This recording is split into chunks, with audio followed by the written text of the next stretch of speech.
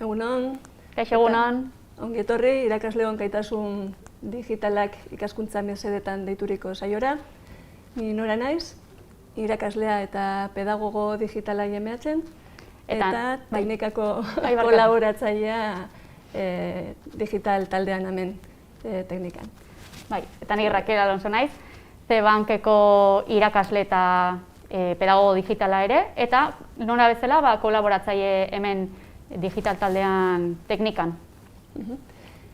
Gaurko saioan, Diskonpedu, irakasleon gaitasun digitalereko esparru europarrean sakonduko dugu, eta esparru honek zehazten duena da irakasleok ze gaitasun digital garatu beharko genituzke, baina beti ikaskuntza hobetzeko helburuarekin.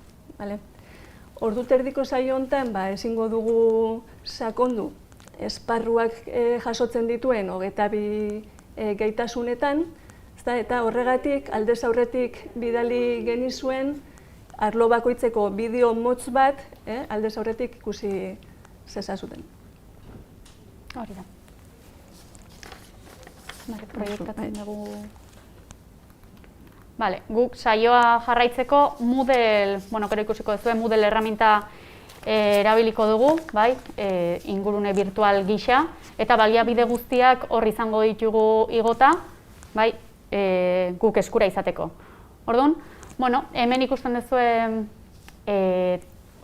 Nora komentatu dituen 6 arlo hoien infografia bat, goxoki moduko hontan, eta azkenen, errepaso txiki bat egitearren, lehenengo esparruan, azkenen irakasleon interakzio profesionalari lotutako dauden gaitasun digitalak zehazten ditu, arlo horrek, eta muinoa, ikusten duzu goxoki erdialde hortan, 2., 3., 4. eta 5. arlok egongo lirateke, eta oinarritzen da alderdi pedagogikoan. Hezkuntza teknologiak nola erabiltzen ditugun ikaskuntza prozesuan. 2. arloa hain zuzen ere, azkenean da diseinu pedagogiko hortan oinarritzen da, baliabide digital sorrera hoitan, 3. esparrua aldiz implementazioan, irakaskuntza prozesuaren implementazioan, 4. ebaluazioan, eta 5. ikasleen ahalduntze hortan oinarritzen da, implikazio aktibo hortan. Eta azkenik, 6. esparrua izango genuke baita dana interrelazionauta daula, irakasleen gaitasun digitalen sustatze hortan. Irakasleok nola egiten dugun ikasleen gaitasun digital horiek garatzeko. Hori da. Eta hurrengo infografia honetan ikusi ditzakegu, lehen parkatu, joan egin naiz. Hurrengo infografia honetan ikusi ditzakegu, Rakelek aipatutako 6 arlo horietan nola arlo bakoitzak bere gaitasunak zehazten dituen, hainbat gaitasun, eta nola dauden lerroien bitartez bata bestearekin lotuak. Gaurko saioan, egingo duguna da, arlo horietako bakoitzean gaitasun bat hartuko dugu, eta planteatuko duguna da ikastetxeetan egokitu daitekeen egoera bat.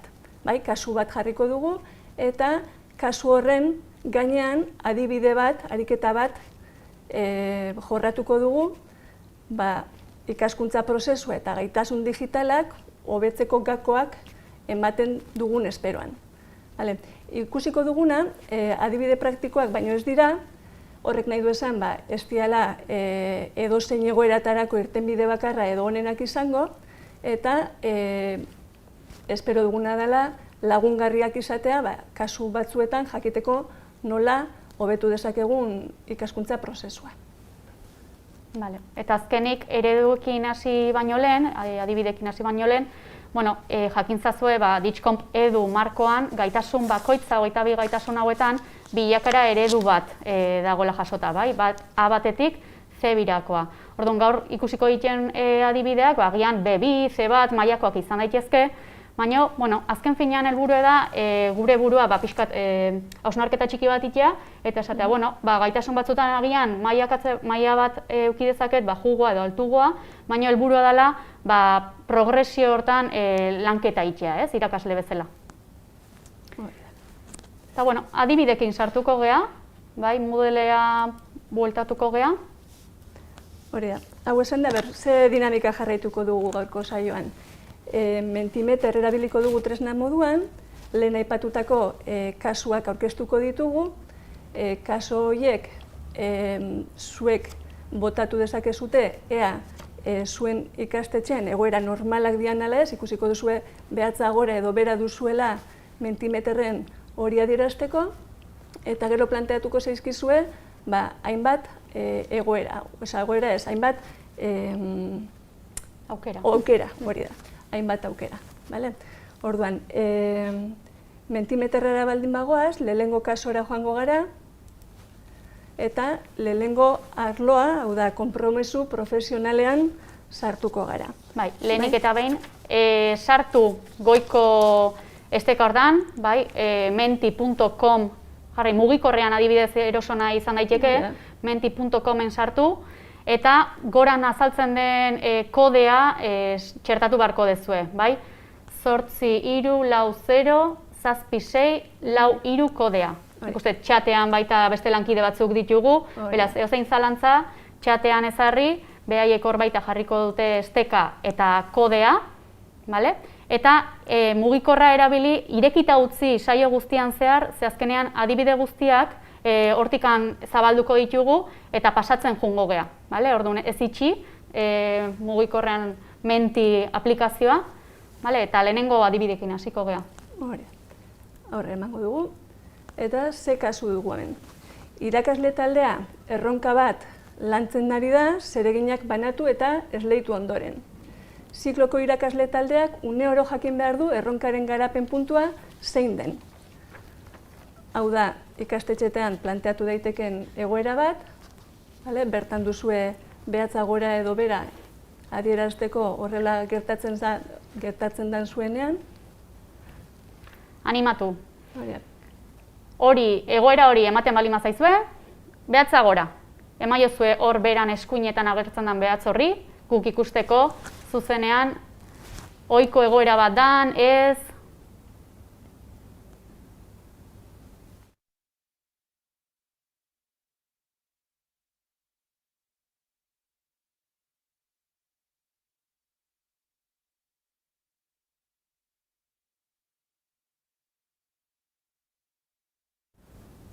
Egoera zen, irakasle taldea erronka bat lantzen ari da, zereginak banatu eta esleitu ondoren, zikloko irakasle taldeak une oro jakin behar du erronkaren garapen puntua zein den.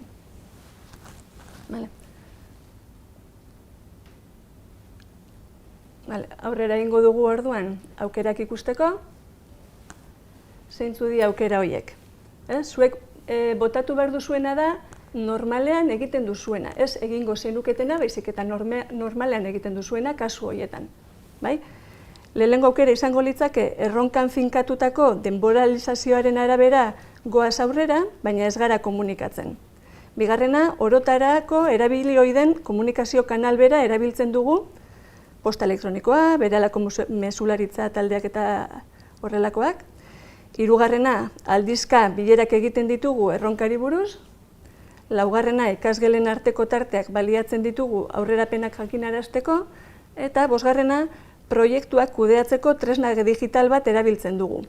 Eta bertan, erregistratuta geratzen dira erronkaren garapenean egindako aurrerapenak. Segundu batzuk utziko ditugu bozkatzen juteko.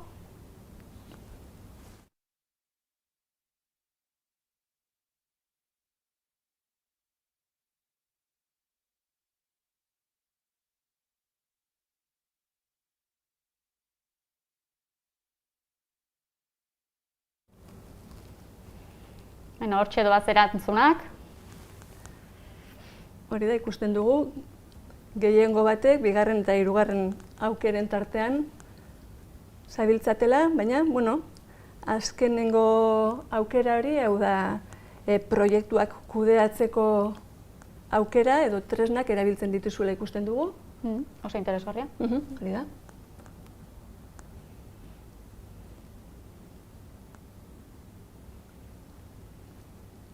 Gehiengoak hirugarrena, aurrera egingo dugu, Bale, bai, ikusi dugu gehiengo batek 3. aukera, ez? Bai, batez be, hori da, aldizkako bilerak egiten ditugula, ez da, horrelako kasuetan. Bale, guk zer egingo dugu? Gure aukera, kasu honetan, izango litzake, tresna bat erabiltzea, bai, erronka kudeatzeko, erronkaren kudeaketa aurrera eramateko. Eta horretarako erabiliko dugun tresna Trello da, bale? Trello da tresna aukera bat, baina baditugu beste hainbat. Adibidez Asana, adibidez Nextcloudek, eta beste hainbat. Bai, orduan, Trellok ze ahalbidetzen du? Elkarlana era kolaboratibo baten egiteko aukera ematen digu eta produktiboagoak izatea laguntzen digu. Orduan, Trello tresna registratu egin behar gara erabili ahal izateko, eta lehenengo gauza egin behar duguna da lan eremu bat sortu. Lan eremu bat izan daiteke, gure kasuan IKT-arituak deitu diogu, baina ikastetxetan adibidez izan daiteke ziklo bakoitzeko lan eremu bat sortzea. Lan eremu bakoitzak edukiko luke barruan partaideak, gure kasuan gu gaude bertan sartuta, baina ikastetxetan adibidez izango lirateke irakasle talde hori, zikloari lotua dagoen irakasle taldea. Lan eremu hauek izan daitezke publikoak edo pribatuak, norberak aukeratzen du. Zer da publiko edo pribatu izatea? Pribatua baldin bada, bakarrik ikusiko luke lan eremu hori edo bertan dauden tableroak, lan eremu hortako partaideek ikusiko lukete. Aldiz, publiko egingo bagenuke, tablero horietara esteka edo linka duen edonork ikusi ahalko luke gure lana. Edo baita ere bai, Google erabiliz bilaketa bat egingo balu baten batek, aurkitu egingo luke eta ikusi egingo luke. Horren arabera, beharren arabera, pribatu edo publikoa jarri daiteke. Behin lan eremua sortuta, egiten duguna da, erronka sortu lan eremu horren barruan. Eta erronka ez, proiektua ez, gure kasuan erronka bat kudeatzen nahi dugu eta erronka bat deitu diogu. Erronka kudeatzeko ze egiten dugu. Bilera bat egin dezakegu eta bilera hortan egin beharreko atazadanak zerrendatzen ditugu, ezta? Orduan, panel hortan, panel utz hortan, sortu ditzazkegu, gure kasuan egin dugu Kanban metodologiaren bitartez, era bisual baten 4 zerrenda sortu ditugu, lehengoan atazak deiturik hontan zerrendatu ditugu bileran sortutako atazadenak, eta gero utzikan jarri ditugu beste 3 zerrenda diala egiteko daudenak, egiten daudenak eta eginak dagoeneko. Nola funtzionatzen du honek?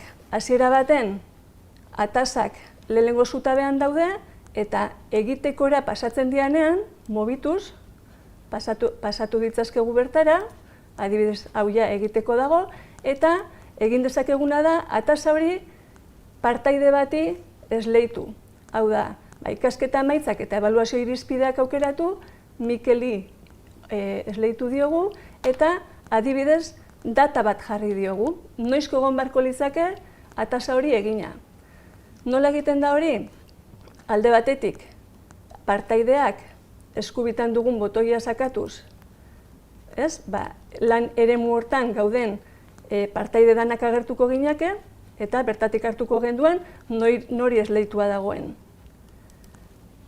Datarena, deitz botoira jun, eta bertatik aukeratuko genuen noizko egon behar den egina. Eta aldez aurretik zenbat eguneko dekalajearekin nahi dugu abixatzea pertsona horri lana egiteke duela. Zer gehiago egin daiteke ataza horietan, txartel hauetan? Adibidez, erantzi egin dezakegu edozein informazio mota. Hau da, kasu honetan PDF bat igo dugu, aukera ematen digu ordenagailutik igo, Google Drive-etik jaitsi edo Dropbox-etik, izan daiteke fitxategi bat, izan daiteke audioa, izan daiteke bideoa, edozein motatako fitxategi bat. Zertarako, momentu oro proiektuari lotuta dagoen dokumentazioa, txarteletan bertan txertatuta geratzen dira, eta ez dugu zergatik beste inora joan beharrik behar dugun informazioa topatzeko. Zer adibide gehiago? Kasu honetan, atasa hau, txartel hau, bakarra da, baina esan dezakegu azpi atasak eduki ditzazkela.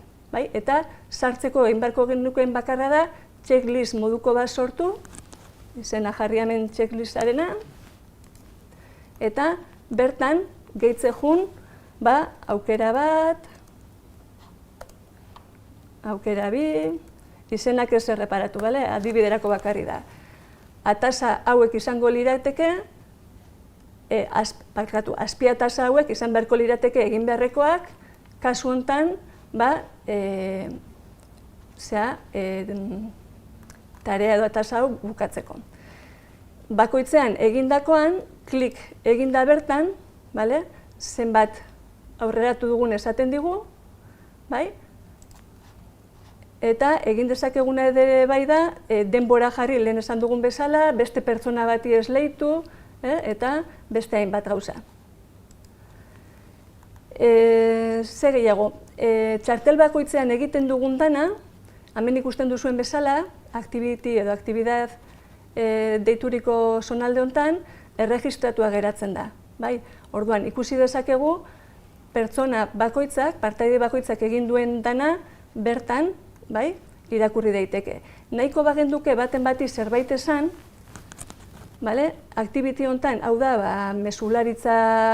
barne mesularitza bat izango balitzake moduko zerbait, eta orduan, arroba jarriaz, abildua jarriaz, esango genioke Mikeli, zuzenean, zerbait idatzi, eta save eginda, Mikelek jasoko zuen mezu bat, non adierazi diogun, ez dakit, proiektua horrela dago, edo noizko egin behar duzua, odana dalakoa. Eta, berdin-berdin, erantzi daiteke bertan artxibo bat, emotikonoak erabili, edo beste hainbat gauza. Behin atasa bat bukatuta dagoenean, egiten edo eginak zerrendara pasatu dezakegu, eta hola, flujo guztia alde batetik bestera kudeatzen, edozein momentutan danok ikusi dezakegu zer dugun egiteko eta zer falta zaigu bukatzeko. Ez dut gehiago sakonduko hainbat gauza egin daiteke hemen, aspekto bisuala aldatu daiteke, ez dakit, hemen bertan atzeko fondoa aldatu daiteke, eta beste hainbat gauza, baina ideia bat eukitzeko nik uste nahikoa dela, adibidez, edukatix.eus webgunean badago bideoak euskarak dituzue adibidez, Trello nora erabiltzen den adierazten duenak, eta sakontzea nahiko bat zenduke, bertara jun eta ikusi dezakezute sakonago nola erabiltzen den tresna. Hau da, pixkat ideia bat egiteko nola erabili daiteken Trello edo Trello bezalako tresna bat, danon artean ikusteko zertan gabiltzan eta zer falta zaigun kasuan kasu.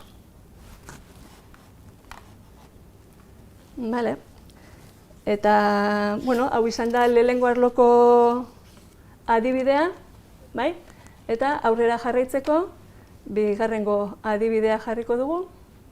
Bigarren arlora pasako gea. Baliabide digitalen arlora, konkretuki 2.2 gaitasuna izango litzateke, baliabide digitalak sortu eta moldatzearena. Beste egoera bat planteatuko dugu, beste adibide bat, eta bozkatzea tokatuko zaigu. Goazen bada adibidera. Erronkaren 2. fasea iritsi gea.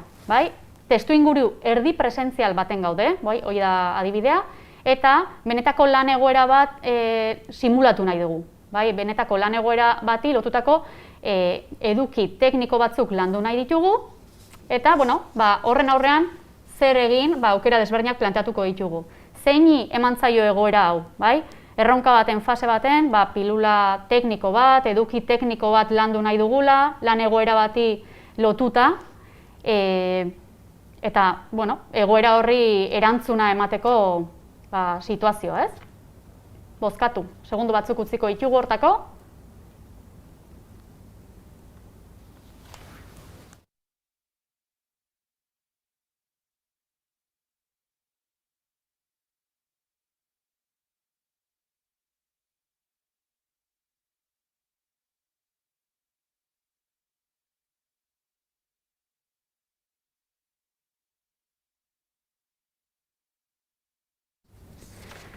Bale, orduan, zer egiten dugu egoera honen aurrean? Bai, aukera desberdinak jarri ditugu, eta egia da aukera gehiago daitezkela, baina, hauen artean, zer da normalen egiten duzuena? Irakurri egingo ditut, Lehenengoa, erronkan finkatutako denboralizazioaren arabera goaz aurrera, baina ez gara komunikatzen. Bai? Hau da? Ez, hau da. Ez dugulako bialdu. Ez, hemendikan irakurriko zuzenez. Barkatu, hurrengora pasa naiz eta ez neon irakurri barrekoa. Lehenengo aukera zen, dokumentu batean transmititu nahi dugun eduki tekniko horiek lantzen ditugu eta ikasleei helarazten dizkiegu. Bai? Bigarren aukera, bideokonferentzia bidezko edo eskola magistralak baliatzen ditut eduki teknikoak emateko, bideokonferentzia edo aurrez aurrekoa, segun momentua. Hirugarrena, interneten aurkitzen ditudan baliabideak eta apunteak erabiltzen ditut. Laugarrena, interneten aurkitzen ditudan baliabideak eta apunteak erabili eta aldatzen ditut, nire beharretara egokituz. Eta azkenik, baliabide interaktiboak sortzen ditut eduki teknikoak landu ahal izateko benetako ikaskuntza egoerak helarazteko aukera ematen didatenak. Dagoeneko ikusten egia, erantzunak nahiko banatuta daudela, baina gehiengo batek, azkeneko aukera bozkatu dezuela, oraingoz behintzat. Oso interesgarria aukera, ze gu hortan oinarrituko gara bateze. Bale, primeran, laugarrena eren 26 batek aukeratzen duzu, internetetik aurkitzen dituzuen baliabideek hartu eta egokitu, primeran. Bale, bagoazen aurrera. Gu azkeneko hortan oinarrituko gea, gure adibideen erantzun bat emateko. Baina, egia da, zentzu honetan irakasleok aukera pila bat ditugula baliabidek sortzeko unean.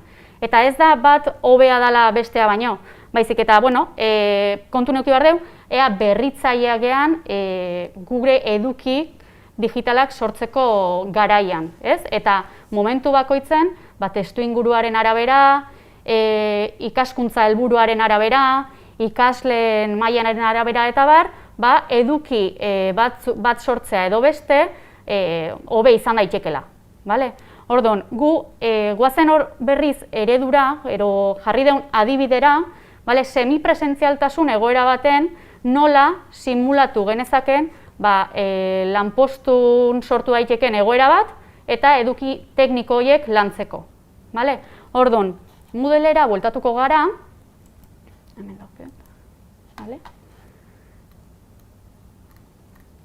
Eta kasu honetan, guk azkeneko aukera hortan eduki interaktibo bat aurkeztuko dugu. Eduki interaktibo hau, gure lankide bate Xabik sortutako ¿Está bien? A ver. Zuzeneko arazokin.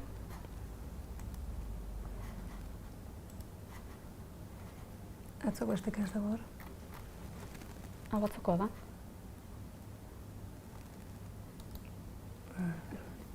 Atzoko horik itzan? Igual ez, behiratu eslaken bertan, akaso? Eslaken? A ber, konpontzen dugu arazotxo bat dugu, atzo ondo zebien esteka bat gaur estabil da, ez dugu aproba egin lehenua. Eta non sartzen dugu? Eslaken sartzen bali mazera. Bale, azaldu ingo izuet, konpontzen dugu bitarten,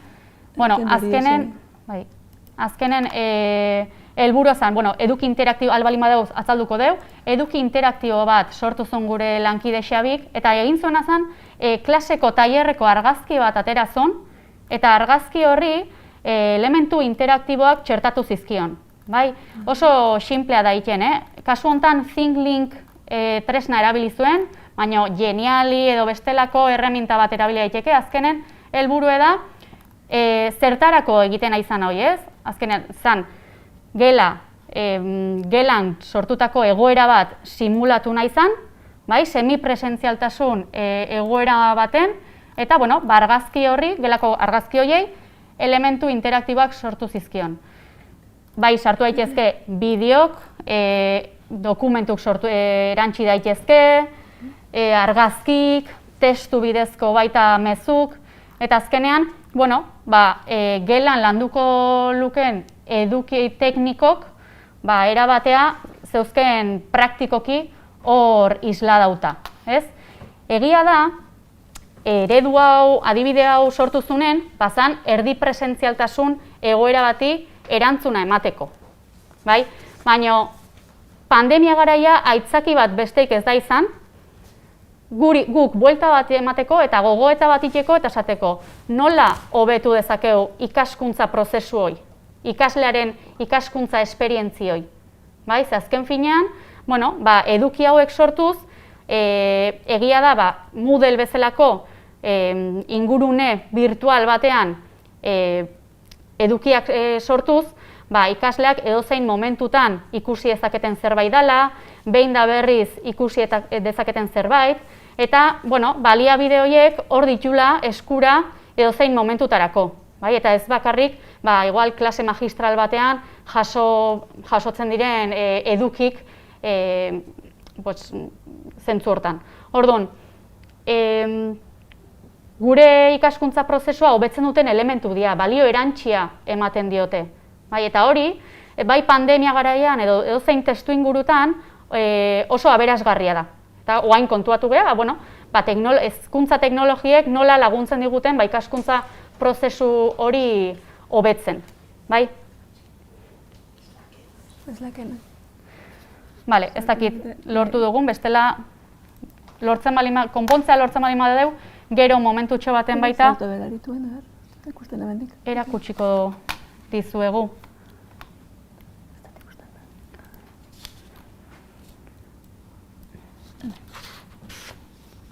Gero baita, justo, konpondu deu, segundutxo batzuk behar izan diteu, ea ikusten dezuen. Haunditu egingo dut. Hau zan ideia ez, irudi interaktibo bat, eta hierra azkenen da, gela bateko argazki bat, eta irudi honen gainen eduki interaktibok azaltzen ziren. Eta ordenagailu hontan eduki interaktibo bat, dokumentu hontan ere, eta klik eginez, haunditu egiten ziren, eta hor genitun eduki teknikok lantzeko aukera. Akaso bertan baldin bazo jara zabaltzu ditu zeizu? Ez dakit.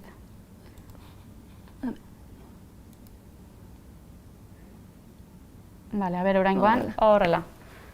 Lortu dugu zuzeneko gauzak, bakizue. Ikustazuen,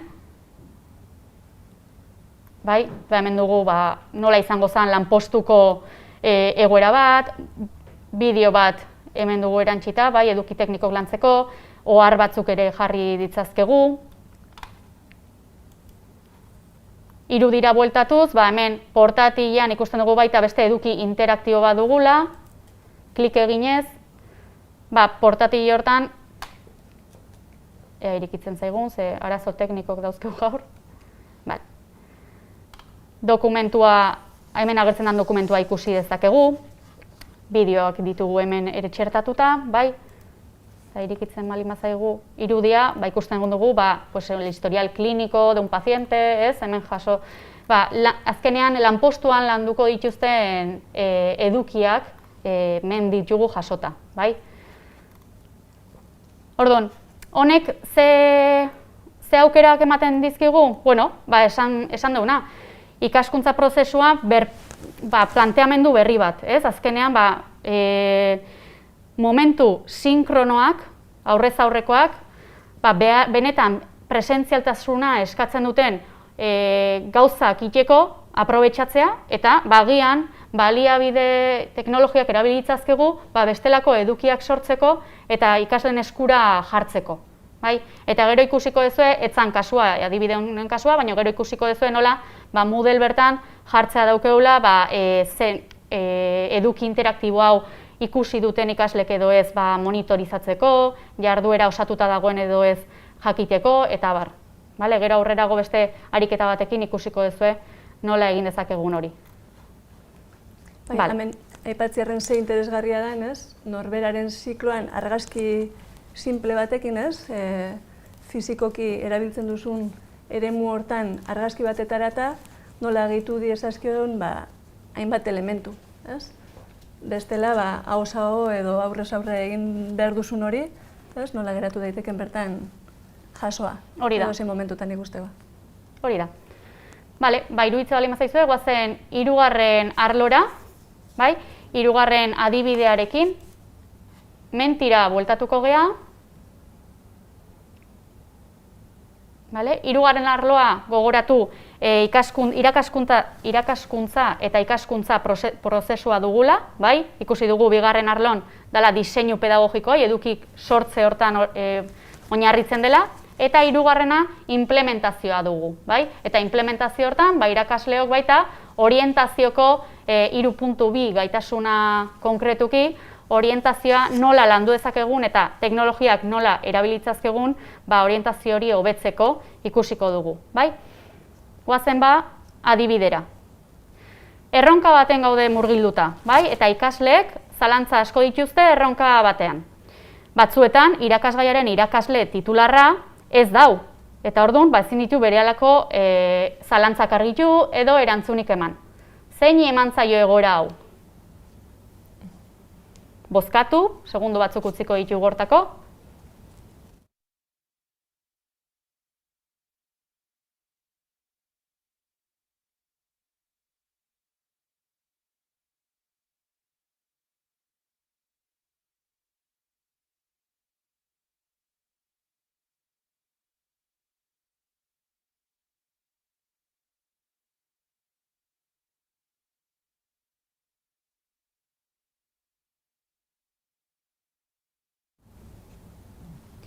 Ikusten dugu gehiengo batei egoera hau ematen zaizuela, ezta? Erronka baten gaude, zalantza asko sortzen dira, eta nola eman orientazio hori, ez? Aukerekin sartuko gea. Zer egiten dugu irakasleok kasu hontan? Orientazioa errazteko bidean. Hemen 3 aukera bakarrik jarri ditugu, naiz eta gehiago egon, baina zeinekin ez sentitzen zaten, baina zein erabiltzen dezuen normalean. Lehenengo aukera, sortzen zaizkien zalantzak idazten dituzte, ikaslei esaten dugu, zalantza horiek jaso, eta irakaslea dagoenan, eskola orduetan, taldeka joaten gea, zalantza horiek argituz. 2. aukera, irakasle bakoitzarekin komunikatzeko bide bat ematen dugu. Orduan, zalantzak sortzen baldin badia, irakasle bakoitzarekin, komunikazio kanal bat irekitzen dugu, posta elektronikoa izan daitekena adibidez. Eta 3. kanal komun bat erabiltzen dugu zalantzak planteatzeko eta ebazteko. Adibidez, foroak.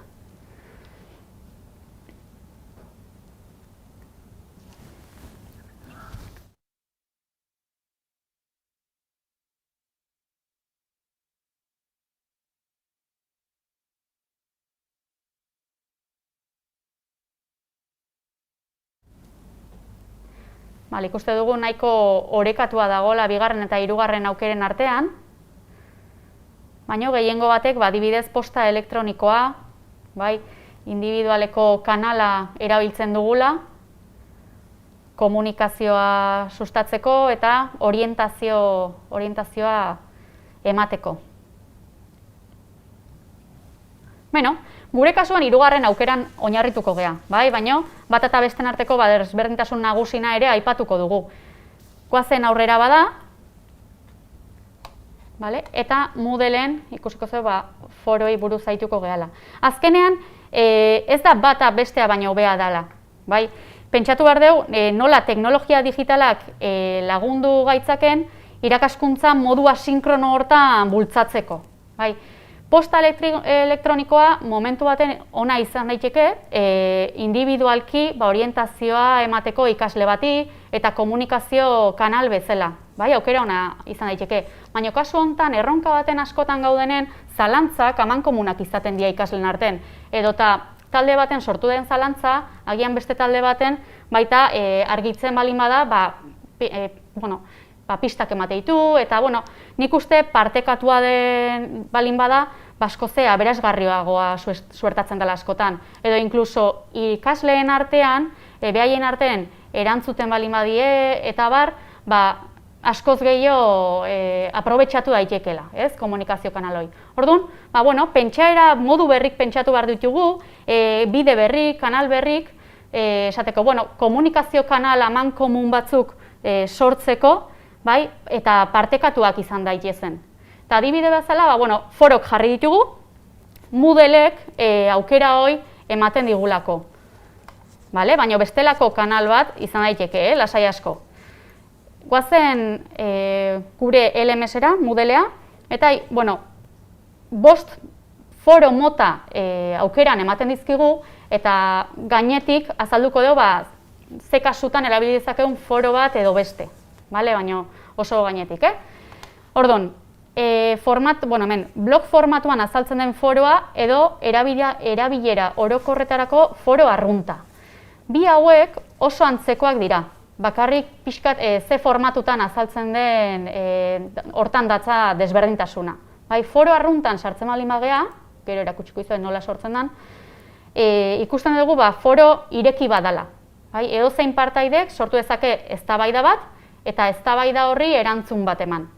Eta nola ikusten da? Hemen ikustezue. Eztabaidan tekstua azaltzen da, zen pertsonak irekidun, eta erantzunak balin badaude, hemen jartzen du zenbat erantzun jaso ditun, eta bar. Baina edozeinek nahi aina eztabaida ireki ditzazke, eta erantzun baita nahi aina eman. Atzera, bueltatzen balin bagera, blog formatuan azaltzen den foroa, erabilera berdina da, baina ikusten duzue itxuraz desberdintasun nabari bat daula. Blog formatua ematen dio. Azkenean daukeu, eztabaidan asuntoa esate bateako azaltzen zaigu, eta gero lehenengo posta baita ikusi jenda. Eta gero, eztabaida jarraitu nahi balin badugu, hemen eztabaidatu gaia, sartuko ginateke, eta hor gure iruzkina, gure komentariok edo txertatu. Orduan, hauen bim, erabilera oso arruntena esate bateako, baina bata blog formatun eta bestea itxura normal batean. Gero beste aukera interesgarri bat, agian igual ez gure adibiderako, baina izan daiteke foro de preguntas y respuestas, galdera eta erantzunen foroa. Zertan datza foro hau? Azkenean da, irakasle taldeak galdera bat luzatu dezake, eta ikasleak erantzun egin behar dute. Baina ikasle batek gainontzeko ikaskideen emaitzak ikusi ahal izateko, aurretik erantzun bat eman behar dute. Hortan datza desberdintasuna. Eta, agian ez da zuzenean ikaslek zalantzak planteatzeko, baina gu orientazio momentu hontan, badakigu batzutan, nun izan daitezketen arazo gehiago, edo agian ireki nahi dugu eztabaida bat gai konkretu baten ingurun, eta kasu hautan oso erabilpen egokia izan daiteke, eztabaida bat sortzea, galdera bat luzatzea ikaslei, eta ikustea ze feedback jasotzen dugun. Ikusteko ondo aidia enfokatzen erronka, ez, nun dituzen zalantza gehiago, eta individualki, askotan esatezu, ikaskideen artean ez bali maute, ondoko erantzuna ikuste bali maute, hortik juten dira askotan, ez? Baina hemen ezin da hoien, erantzun bat eman behar dezu, gainontzeko erantzuna ikusteko. Oso interesgarria zentzu hortan. Ikasleen erantzuna ez da baldintzatuta geratzen, bestela ikusita. Hori da, askotan gertatzen dena, azkenen. Eta azkenean ditugu bi foro, igual ez dira ez dira igual hainbeste erabiltzen, baina baita komentatzen ditugu, eztabaida arrunt bakarra, kasu honetan irakaslegok ikaslei eztabaida gai bakar bat irekitzen da, bai? Gai bakar bat eta gai horren inguruan eztabaida sortzen da, baina irakaslegoa da sortzen dona eztabaida hori. Vale? Aurrekoekin desberdintasuna hor dau. Bai, aurreko erabilera orokorreko forok ikasleak ere eztabaidak sortu ditzazkete. Eta azkenik, pertsona bakoitzak eztabaida bat bidaltzen du. Foro hau da, esaten dona, pertsona bakoitzak eztabaida bakar bat sortzeko aukera du.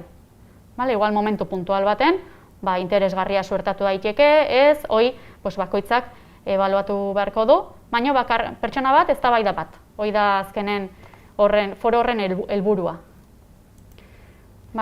Orduan, nola sortzen ditugun foro hauek? Hemen, Moodleen, ikusten duzu hemen beran jartzen duela, gehitu jarduera edo baliabidea. Hor emango genioke, eta baliabide guztiagoen artean, foroak ditugu. Gehituko genuke foroa, frogako bat sortuko dut, deskribapen bat baita daukeu jartzea, eta hemen foro motan aukeratuko genuke komentatu ditugun 5 foron artean zein dan erabili nahi duguna. Eta hemen beran oso interesgarria ere saltxeatzeko pixkat ezarpenak ditugu, ezarpen orokorrak.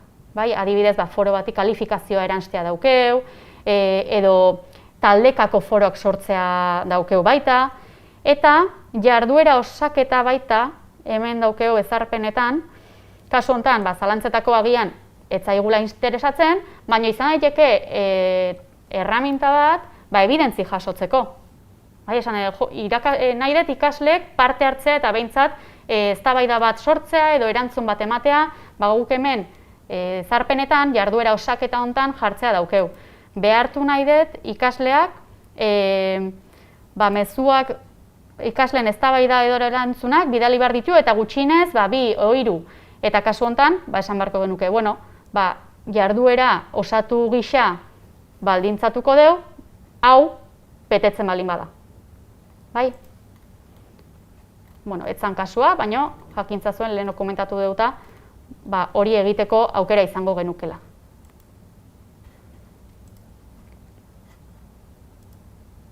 Orduan, forok ze ahalbidetzen digu, komunikazio asinkrono hortan orientazioa ematea eta kanal bide berriak irikitzea amankomunak eta partekatuak. Eta ikaskuntza prozesuan pixkat monitorizatzea baita ikasleen parte hartze hori. Posta elektronikoak pixkat mugatu egiten digu komunikazio kanal partekatuak izate horta. Adibide hontako. Hori da, eta ikaskuntza prozesuan sortzen den know-how edo, ezagutza hori, danon eskura jartzea. Hori da. Guazen jada aurrera, eta guazen iruditzen bazizue, laugarren arlo horretara. Laugarren arloa, ebaluazio arloa dugu, koatu goxoki hortaz, erdialde muino hortan, edukiak baliabide digitalak sortu ditugu, irakaskuntza prozesuan baita implementatu ditugu, eta ebaluazioan oinarrituko gehiagoan. Konkretuki, 4 gaitasunean, ebaluazio estrategia horietan.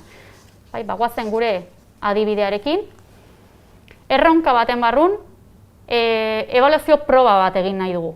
Ikusteko, ikaskuntza emaitzak lortu diren, eta ikasleek erronkan zehar izan duten bilakaera baloratu ahal izateko. Izan daiteke ebaluazio formatibo bat, zein sumatibo bat. Baina, bada momentu bat erronkan zehar, ebaluazio proba bat nahi dugula egin, ikusteko ondo dijoa zen, ez, eta bar. Egoera hau ematen zaigu, ez, bozkatu.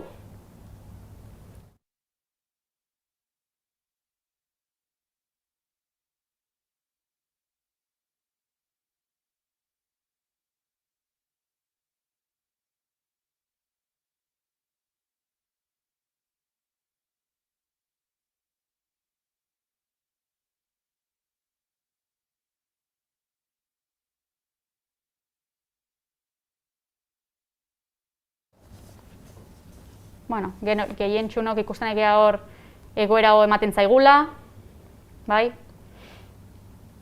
Bale, aukera desberdinak emango ditugu. A ber, kasu hontan, lau aukera, bai, bozkatzeko. Lehenengoa, ebaluazio probak sortzen ditut, ikasleek paperean erantzuten dituztenak, proban bertan adierazteko ebaluazio irizpide batzuen arabera. Bigarrena, ebaluazio proba digitalak eta ez digitalak garatzen ditut, ebaluatu nahi ditudan ikaskuntzaren emaitzaren arabera. Hirugarrena, ebaluazio proba digitalak baino ez ditut erabiltzen, ebaluatu nahi ditugun ikaskuntzaren emaitzak kontuan izan gabe. Eta azkenik, ebaluazio proba digitalak egiten ditut, ikasleek emaitza bat jasotzen dute, eta bat-bateko feedbacka egiten dut galdera bati erantzuna eta zergatik. Bai?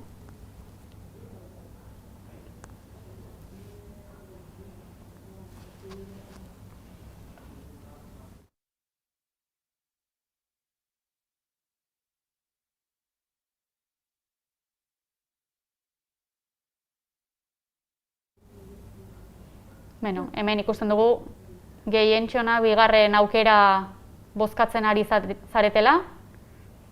Digitalak eta ez digitalak, ez? Danetik pixkat. Bai, ebaluazio proba digitalak eta ez digitalak. Ikaskuntza emaitzen arabera. Eta gero, talde multzo handi batek baita, ebaluazio probak paperean erabiltzen ditula.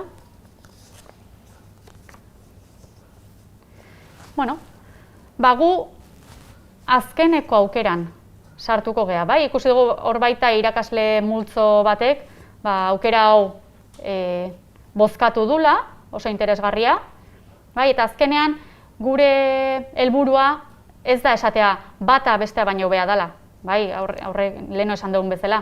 Baizik eta, egoera bakoitzen, ebaluazio formatua zein dan egokina, hausnartu egin behar dugu. Eta nola erabili ditzazkegun teknologia digitalak, ebaluazio estrategia horiek hobetzeko, balioa eransteko. Azkenean, ez da paperean egiten genuen froga objektibo hori formato digitalera pasatzera, baizik eta nola erabili ditzazkegun teknologia digital horiek ebaluazio esperientzia hori hobetzeko, balio eransteko azken finean. Orduan, gure kasun, Moodlera itzuliko gea, aukera desberdinak egon daitezke, baina, Moodle nola erabiltzen ari gea ingurune virtual bezala, Moodlek eskaintzen dizkigun baliabideak erabili ditugu, eta kuestionarios edo galdetegi hauetan sartuko gea, bai? Guk galdetegi bat sortu dezakegu hemen, behin galdetegia eginda dagoena ikusiko deu nola ikusiko litzateken. Eta esaten duzu, hau azken finean, da paperean egingo nukeen galdetegi baten antzekoa, galdera bat, ABC modukoa, multiple choice, eta erantzun bat aukeratu, eta bidali erantzuna, ezta? Baina non dagoen desberdintasuna, guk galdetegi hau sortzeko unean egin duguna da balio erantsi bat sortu. Azken ikasleak galdetegia erantzuten duenean, hemen ja esaten dio oker dagoela erantzuna, eta hausnarketarako iruzkin bat jasotzen du ikasleak. Ez bakarrik oker dagoela emaitza, baizik eta hausnarketara bideratutako iruzkin bat jasotzen du, eta hori lantzeko aukera ematen zaio, kalifikazioa ere txertatu daiteke, segun formatiboa edo sumatiboa den ebaluazio froga hau, eta hemen dago ikasleak ikaskuntza autorregulatua sustatzen duen elementu bat, ez? Azken finean, teknologia hauek ematen ditugute aukera ikaskuntza prozesu hori ez bakarrik monitorizatzeko, gero ikusiko deula nola jartzen den, baina baita ikaskuntza autorregulatu hori sustatzeko, eta ikaslea jakiteko momentu oro ze puntutan aurkitzen den. Eta guk baita ezarpenetan jarri dezakegu, galdetegi hau ez dalin bada ondo erantzuten, ondo egin arte saiakerak berriro egin behar ditugula, ez? Orduan ikaslea, hausnarketa hau egin beharko luke, edukiak landu, berriro egin galdetegia, eta honek informazio asko ematen digu. Bale, nola sortuko genuke honelako galdetegi bat? Honera bueltatzen baldin bagera, gehitu jarduera honi emango genioke, eta hemen galdetegiak ditugu. Gehituko genuke galdetegia, froga moduko bat jarriko dugu, leheno bezala, deskribapen bat inkluso jartzea dugu. Ezarpenetan, galderen jokaera, galderak nahastu daitezke galdetegian barruan, eta bar, hemen saltxeatzea oso interesgarria da, galdetegi orokorreko feedback bat baita sartu daiteke, eta leheno esan duguna, jardueran osaketa. Hemen berriz ere, guk esatea daukeu.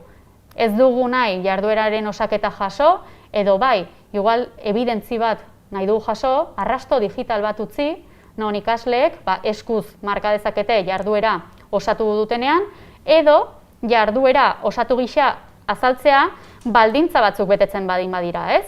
Eta baldintza horiek, izan daitezke ikasleak kalifikazio bat jaso behar duela, edo gainditu egin behar duela galdetegia. Horregatik esaten nuen, behin da berriz egin ahal izateko aukera bat izan daitekeela.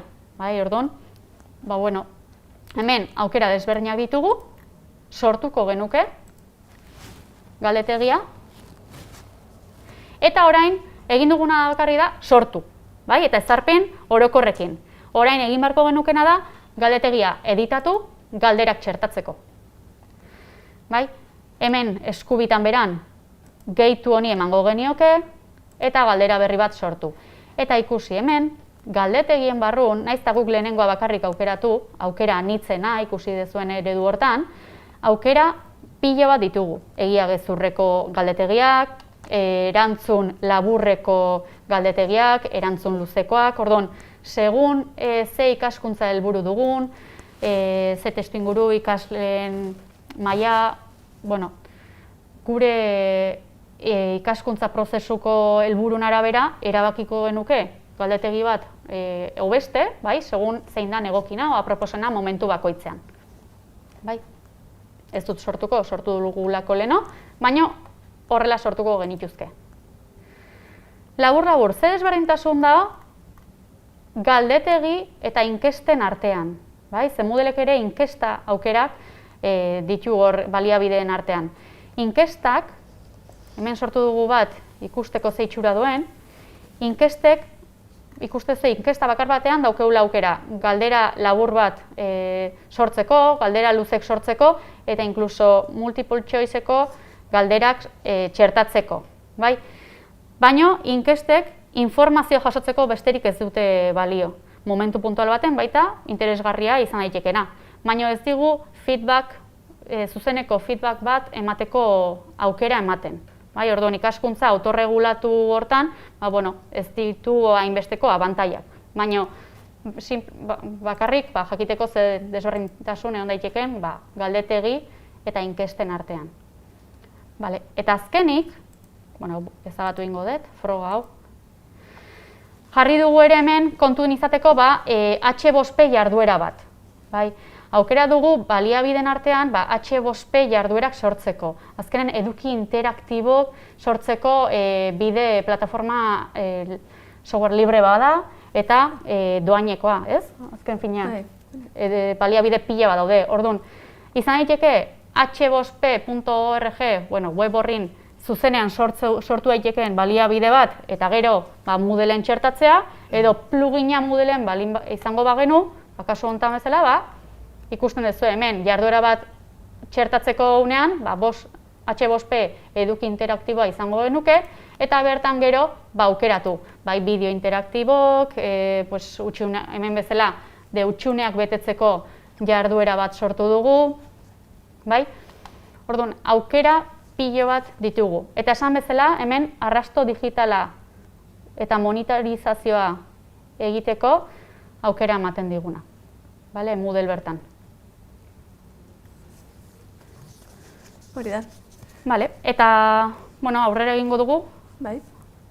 bosgarren arloan sartuko gara, ikasleak ahalduntzea, ezta? Ja, lehen ikusi dugun karamelo hortan, ez? Azkenengo arlora joango gara, eta ikusiko dugu arlo horrek teknologia digitalen erabilera, inklusiorako, pertsonalizaziorako eta ikasleek beren ikaskuntzarekin duten konpromiso aktiborako gaitzen gaituela, ezta? Arlo horrek 3 gaitasun biltzen ditu, eta proposatuko dugun kasua 5.1 irisgarritasuna eta inklusioa deitzen dena horren inguruan izango da. Kasua hau da, irailean ikaskuntza testuinguru virtualean hasiko gara. Hau eman zaigu aurten, batez be, ikastetxe batzui behintzat bai, baina aurrera begira horrelako zerbait ere bai, akaso egokitu daiteke, ezta? Orduan, zuen ikastetxetan, aurten horrela hasi zarete, ez? Beste momento batzutan gertatu zaizue ikasleak batzuk etxean eduki eta beste batzuk presentzialki izan. Hau bizi izan dezue?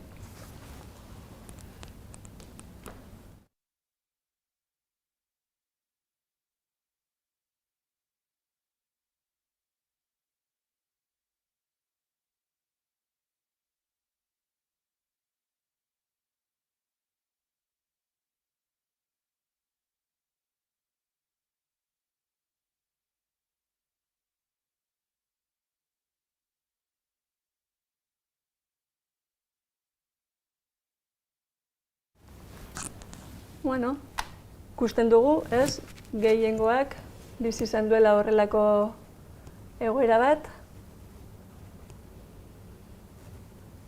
Aurrera jarraituko dugu, aukerekin, bai? Orduan, aukerak hauek dira, lehenena, prestakuntza ibilbideari eta horren formatuari buruzko informazioa eman diegu ikaslei eta familiei. Bigarrena, lehenengo erronkan ikasturterako beharrezkoak diren gailuak eta teknologiak definitu eta horiei buruzko informazioa emango diegu. Hirugarrena, lehenengo erronkan ikasle bakoitzaren beharrak baldintzak aztertuko ditugu, arrakala digitala saihesteko eta beharrezko baliabide teknologikoak emateko. Eta laugarrena, lehenengo erronkan ikasle bakoitzaren beharrak baldintzak aztertuko ditugu, arrakala digitala saihesteko eta beharrezko baliabide teknologikoak emateko. Bueno, hemen datoz lehenengo aukeraketak.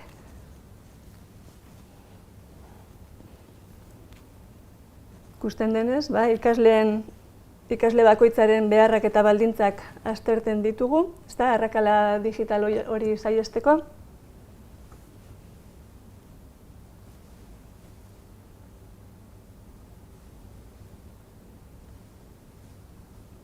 Bueno.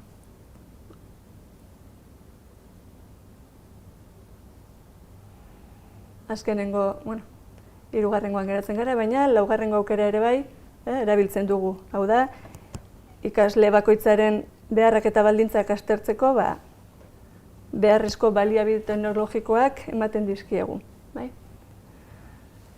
Aurrera egingo dugu, eta aurrera egin aurretik komentario bat, lehen Rakelek izan du arazoa ThinLink estekarekin, itxura danez, ez da arazoa, hemen barneko arazo bat, baizik eta itxura danez, beraien zerbitzarian zerbait gertatzen da, baina ez beraienean bakarrik baizik eta mundu mailan zerbait gertatzen ari da, ze hainbat plataforma eroriak daude eta ezin da sartu. Beraz, honek ze irakurketa egin arazten digu, askotan ikastetxerako diazen baliabideak kanpoko tresnak erabiltzen ditugu horrelako gauzetarako, eta gero salduta geratzen gara, haiek erortzen baldin badia, edo ezin dugu. Googleekin gertatu zen bezala, ez? Egon baten eroita ontzala, eta paniko. Paniko da, hori da, orduan, jakin dezazuten, ez dela izan hemengo gauza bat, baizik eta kanpotik datorren gauza bat izan dela. Baina, ondo da, gertatzea, holako gauzake. Momentun gaizki pasatzea, baina... Orduan konturatzen zara, zer egiten dugun askotan. Hori da. Bale, orduan aurrera jarraituko dugu, 5. arlo honekin, eta bale, ikasleak ahalduntzea, ez da, irisgarritasuna eta inklusioa. Esan dugu, guk aukeratu dugun testu ingurua edo kasua dela, irailean bueltatzen garela eta testu inguru virtualean hasi beharko ginakela, bai? Eta orduan nola bermatzen dugun ikasleak, bai? Erabiliko ditugun teknologia digitaletara sarbidea duten ala ez, bai? Nola ikastetxera ez dian etorriko hasierako momentotik, nola egingo dugu jakiteko beraiek etxean ze egoeratan, ze baldintzata dauden. Arrakala digitalai buruz hitz egiten dugunean, askotan pentsatzen dugu gailuetan, ez? Gailuetan soilik hau da portatila edo mobila duen eta internetera sarbiderik duen ala ez. Bai? Hau da, sarbidea, ez da? Sarbidean pentsatzen dugu. Baina, arrakala digitala haratago du ere bai, pentsatu behar dugu ikasle denak gaitasun digital oso desberdinak eduki ditzazketela eta teknologiak erabiltzeko oso gaitasun desberdinak. Eta aldi berean, inpaktu handia izan dezake guk nola sortzen ditugun gure baliabideak, beraiek dauden momentuan o duten sarbidearekin ikasketak aurrera eramateko ala ez gaidian ala ez ikusteko. Orduan, gure helburua kasu honekin da pixkat erreflexioa bultzatzea, ez?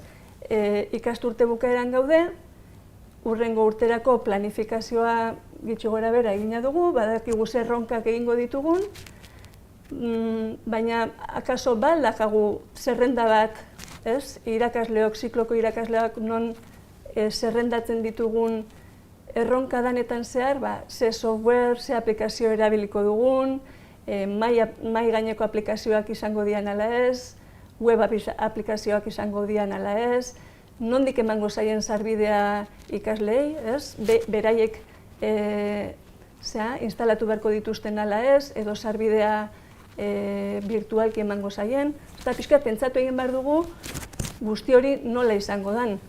Zertarako, momento baten, hasiera baten ikastetxeko baliabidetan konfiguratu ahal izateko behar ditugun dena, baina ikastetxera etorriko ez balirateke ikasleak, beraiei zerrendatu beharko geniake behar dituzten baliabide horiek nola dian eta nola sartuko dian. Hori gure aldetik. Eta bestalde, komeni zaigu lehenbailen jakitea ze egoeratan daude eurak. Hau da, internetera sarbiderik duten ala ez, ze gailu mota duten etxean, hau da, portatil bakarra duten edo mai gaineko ordenagailu bat, konpartitu egiten duten etxekoen artean edo ez, ze horren arabera, beraien ikaskuntza momentua ez da akaso guk behar duguna. Orduan, hemen aurkeztun dugun infografia hau, gure lankide Mikelek sortu duen hontan, 4 puntu zehazten ditugu erreflexiorako, hau da, ikastarorako beharrezkoak diren teknologiak eta softwareak eta gailuak zerrendatuko ditugula, irakasle gara nenean, eta lehenbailen gure ikasleen beharrak eta baldintzak identifikatzen saiatuko garala, arrakala digitala saiesteko asmoarekin, hau da, lehen esan duguna. Ze gailu digital dituzten etxean ikasleek, eta gabeziren bat detektatzen baldin badugu, lehenbailen aukeran emateko ikastetxetik gailuak lagatzeko aukera, edo interneterako sarbiderako pintxoak, o dana dalakoa. Eta egin dezakeguna da, hemen Mikelek eskaintzen digun bezala, akaso txantilloi bat prestatu dezakegu, non, ez da zabalduko, non ikaslearekin kontratu mota bat egiten dugu, nola gailu hori lagatzen diogun, baldintzape batzunpean, eta abar. Eta zertarako, laugarrengo puntua, zertarako izango litzak ere beharrezkoa identifikatzea lehenbailen euren egoera, lehen aipatu dugun kasuan, baldin eta ezingo baleuke ordenagailu eduki momentu oro edo portatila, gure jarduera, guk eskaintzen dizkiegun jarduerak eta baliabideak, era desberdin baten eskaini beharko geniezke. Hau da, sinkronoki adibidez eskaintzen dugun hori, akaso asinkrono bihurtu beharko genuke, beste jarduera asinkrono batzuk bihurtu beharko genituzke, beraiek alduten momentu horiek aprobetxatuz, aurrera egin dezaten ikasketetan. Ezta? Hori da. Egia da, azkenen gogoeta hau pandemia egoera batetik sortua izan dela, ez? Behartuta bezala, baina oso beharrezkoa dela, ikasturtea amaitzen nahi danen, pentsatzea. Hurrengo kurtsai behi da, ze baliabide beharko ditu? Azkenean ikaslekin hasten garen irailen, behaiek argi eukitzeko, ez? Kurtsoan zehar ze baliabide, ze behar izango ditut ikaskuntza prozesuako.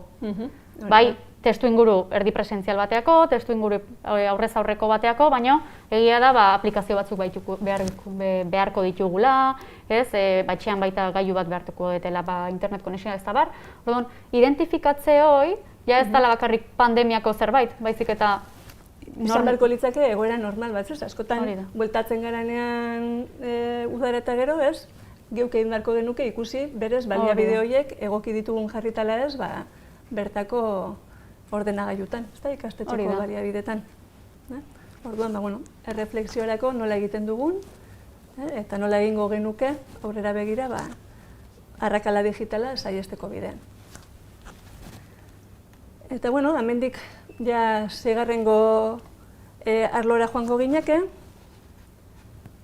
eta seigarrengo arloak zerikusia du ja ikasleen gaitasun digitalekin, ez? Nola guk irakasleen moduan, ikasleen gaitasun digitalak garatzeko estrategiak erabiltzen ditugun. Eta arlo honetan hartu dugun kasua zerikusia du informazioa alfabetatzea eta alfabetatze mediatikoarekin. Orduan, jarriko dizuegun kasua hau da. Erronkaren laugarren urratsean, informazioa lortu eta antolatu, talde gehienek bilatzaile bera maiz erabiltzen dutela ikusten duzu. Behin eta berriz, eta lehen horrian eskainitako emaitzak direla, 5. urratsean alternatibak sortzeko oinarritzat hartzen diren bakarrak. Ez? Hau ikusten dut oso ohikoa dela, ez ikasleak bakarri baizik eta irakasleok ere bai, ez da? Bilaketak egin eta zer ikusi lehengorrian eta punto egiten dugula. Eskua gora bera, zuek nola ikusten duzuen, zuen ikastetxetan. Ematen zaizue egoera hau, bai, ez?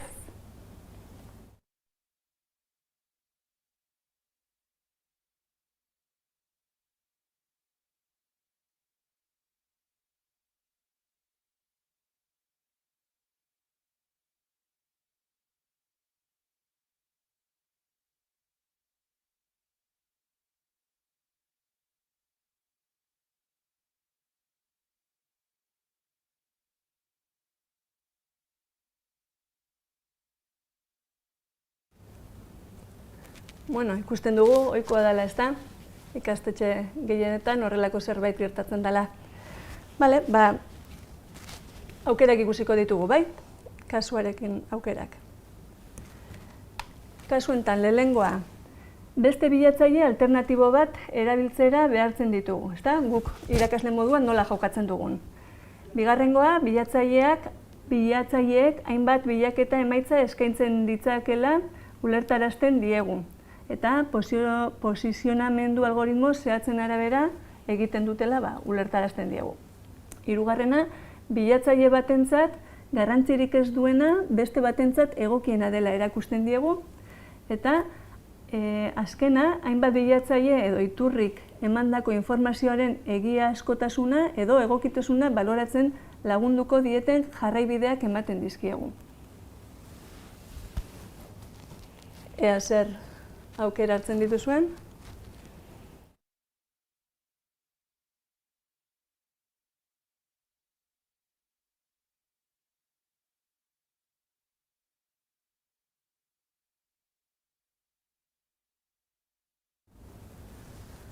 Zuen aukeran arabera, saiatzen zarete ez, adierazten, nola bilatzaile batentzat egokia dena beste batentzako ez da atzean duen algoritmo horren arabera, beste batzuk, informazio iturriak fidagarriak diren ala ez erakusten diezu. Oso ondo. Bitxu, eskalandoa ez. Baina, itxura denez lantzen da gai hau, ez da? Oso ondo. Ez dakit, ulertzen dut orduan irakasle moduan ere bai, landuko dugula, saiatuko garela horrelako alternatibak bilatzen. Aurrera egingo dugu. Kaso honetan, gure partetik, eskainiko dizueguna da, pixkat, bilaketa mundu honetan, nola egin, zertan fijatu, bilatzen dugun hori egokia den ala ez jakiteko edo bilaketa desberdinak egin ahal izateko. Orduan, infografia txiki bat dugu hemen, dagoen, onditu egingo dut. Batzutan ikusten duguna, bada nabigatzaileak eta bilatzaileen arteko desberdintasuna ez dagoela oso garbi, ez da? Hau da, Google Chrome da nabigatzaile bat, hau da, sarean dauden web orriak ikusteko ahalbidetzen duen aplikazio bat, eta Google Chromek beak du lehenetsita bilatzaile bat, Google Search dana, bilaketak egiteko. Eskerretan dituzu hainbat nabigatzaile, ezagunak direnak, Google Chrome, Firefox, Internet Explorer, Opera, eta eskubian bilatzaileak. Google Search ulertzen dut danok gehienok ezagutzen duzula. DuckDuckGo eta Ecosia beste bi bilatzaile egoki dira, non esaten dute Google Search baino askoz ez pribatutasuna askoz egokio kudeatzen dute, eta gero Yahoo eta Bing, Yahoo eta Bing ere ezagunak, ezta? Orduan, normalean, nabigatzaile bat, bilatzaile batekin lehenesten dugu, baina bilaketak edo lehenesteak gure aukeran konfiguratuko ditzazkegu. Hartzen baldin badugu Google Chrome eta Firefox, nabigatzaile moduan, biak dute goikaldean 3 marratxo bezala, orain joango naiz adibidez bezala, non ahalbidetzen diguten, adibidez hemen Firefoxen joango naiz, ezarpenetan eta bilaketetara baldin bagoaz, ikusten dugun bilaketa motor lehenetsia zein den, nire kasuan nik Ecosia Search dut jarria, baina bertan aukeratu dezakegu zerrekin nahi ditugun bilaketak egin nabigatzaile honetan. Aukera hau aldatu egingo genuke, eta behin sartu ezkero hemen, bilaketa hau, ikusten duzuenez, hemen Ecosian ikonoa agertzen zait, Ecosiaren motorearekin egingo luke. Berdina izango litzake beste nabigatzaile batean, hemen Ecosia jarri, eta bilaketa hemen egingo banu. Baina nik interesa baldin badut nabigatzaile bat bilatzaile batekin lotzeko, lehen aipatu dudan 3 marratxo horietan ezarpenetara joan da, lehen etzin halko nuke nik nahi dudan bilatzailea nire nabigatzailera. Orduan, adibide bat egingo dugu, bilatzaile desberdinak erabilita, nola ematen dizkigun emaitzak desberdinak diren. Kaso honetan, egin duguna da, Ecosia erabiliz, gaitasun digitala hitz-gakoak erabili ditugu, eta ikusten dugu, lehenengoa Wikipedia sarbidea dela, bigarrena Educación Navarra, navarra.es, gako berdinak erabiliko banitu zerean, adibidez Google Searchen edo DuckDuckGo,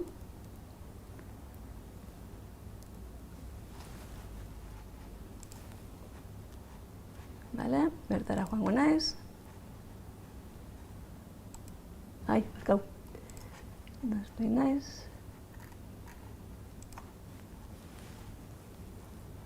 Jesus. Momentutxo bat. A ber, that go.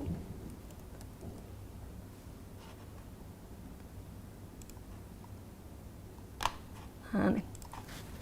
Eta esango diot, zergaitik ez zabaltzeko? Hor goran, joan goran jatatzen zaizu, ez? Ez, baina ez zaita zabaltzen.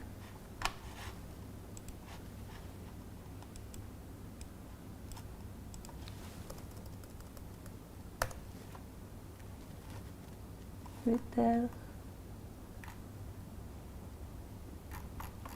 Jesus. A ber, egon ba, momentu bat.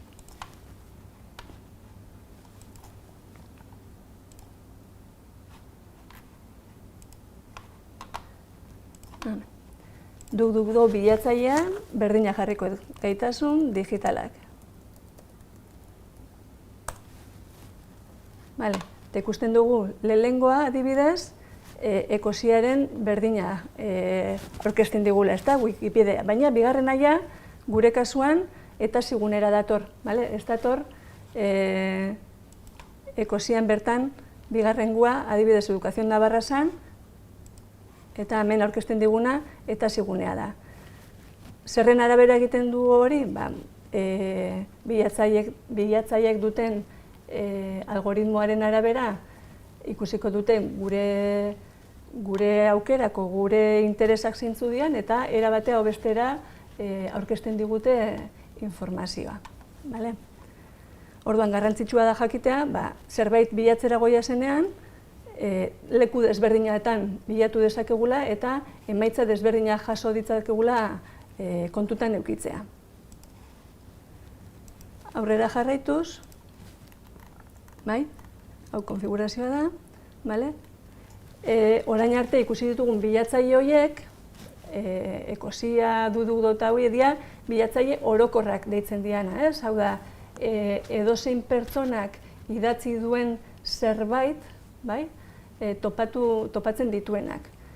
Baina badaude beste bilatzaile batzuk espezializatuak deitzen diranak, eta hauek mugatuta daude dokumento mota batzutara, liburuak edo artikuluak, edo erabiltzen duten o idazten den materiari buruzkoak, hau da zientziakoak, humanitateakoak dian ala ez, informazioaren mailaketa ere bai zientifikoa edo akademikoa den, eta pixkat zentratuagoa doa bilaketa orokorroiek baino.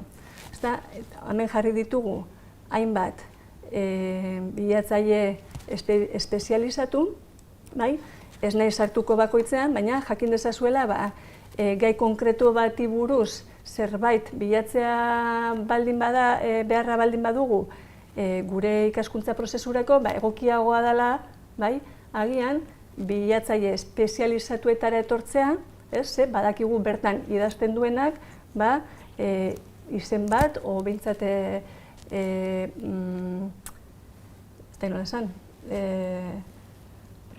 prestigio hori da, prestigio bat duela, eta ez dela edozeinek idatzi duen zerbait topatzen dugula. Gero, beste aukera bat egokia da ere bai, konturatu baldin bazarete, nik gaitasun digital gakoak ibili ditut, hemen lehenengo hutsuneotan idatzita dagoen bezala, kakotx gabe, eta bigarren kontan gaitasun digitalei kakotxa jarri diet. Emaitzak, batean eta besteak desberdina dira, kakotxekin egiten dugu, lotura bat, esaten diogu bilatzaileari bi hitz horiek juntu topatu ditzala. Ez gaitasun alde batetik eta digitalak bestaldetik, baizik eta nik nahi ditu dela bi hitz horiek batera erabiltzea. Kaso hau, egokia da, askotan idazten dugu hitz mordo bat, eta gero topatzen digu, bakoitzetik zerbait, baina guk nahi duguna da zentratzea osotasunean. Eta beste gauza interesgarria dira bilaketa aurreratuak.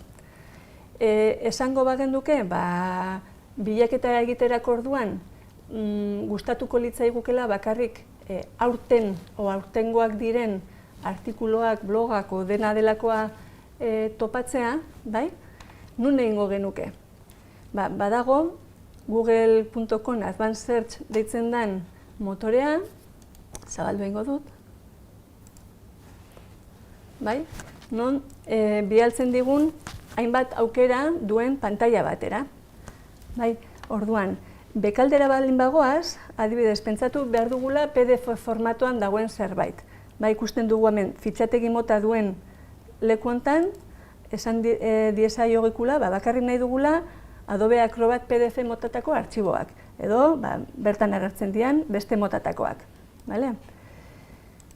Zegin dezakegu ere bai, azken eguneratzea noiz izan den, informazioa azken 24 ordukoa nahi dugu izan, edo azken astekoa, azken urtekoa, horren arabera bilaketa akotatzen joaten gara. Eta interesantea dena ere bai, azkenengo aukera, erabila eskubideak honekin informazioa bilatzeko orduan, pentsatzen baldin bagara, gero informazio hori, bertan topatzen dugun hori, moldagarria, guk moldatzea nahi dugula, hemen lizentziatan ikusi beharko genuke, adibidez, doan erabili edo parteka daiteke. Aukeratu beharko genuke, guk berrerabili ahal izateko informazio o baliabide hori. Orduan, 3 gauza hauekin murrizten dugu asko bilaketa horren emaitza. Eta zergatik da interesgarria hau?